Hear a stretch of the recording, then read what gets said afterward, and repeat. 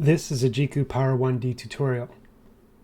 In addition to the main power results, omnibus and domain level power, which are discussed in a separate tutorial, Jiku Power1D also provides distribution results. Let's open the one sample design, set the default model, and then run analysis.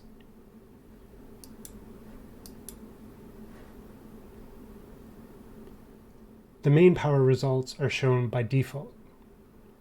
To see the distributions results, click on the Distributions tab. There are two distributions. The first distribution in gray represents the null hypothesis, or H0. The second distribution in blue represents the alternative hypothesis, or H1. Z max in the legend, and also on the horizontal axis, represents the maximum effect across the whole domain.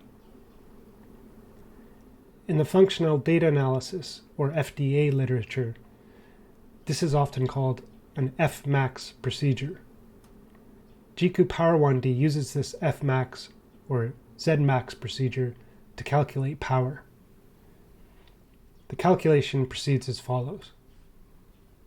First, Jiku Power1D simulates the null hypothesis case, or H0 case, when there is no true effect, or equivalently, when the data sample's geometry matches the datum geometry. This produces the H0 distribution in gray.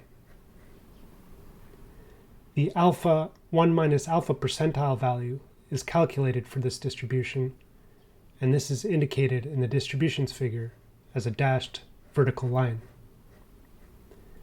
If an experiment produces a Zmax value, or maximum effect across the whole domain, that exceeds this critical value, then the null hypothesis is rejected. Jiku Power1D then simulates the alternative hypothesis case, or H1 case, when there is a true effect, as represented in this data model. This produces the blue distribution, or H1 distribution.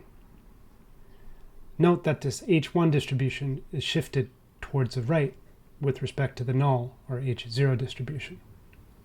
This is because Zmax values tend to be larger when there is a true effect.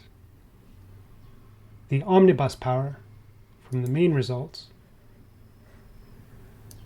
represents the proportion of the H1 distribution that lies above this critical value.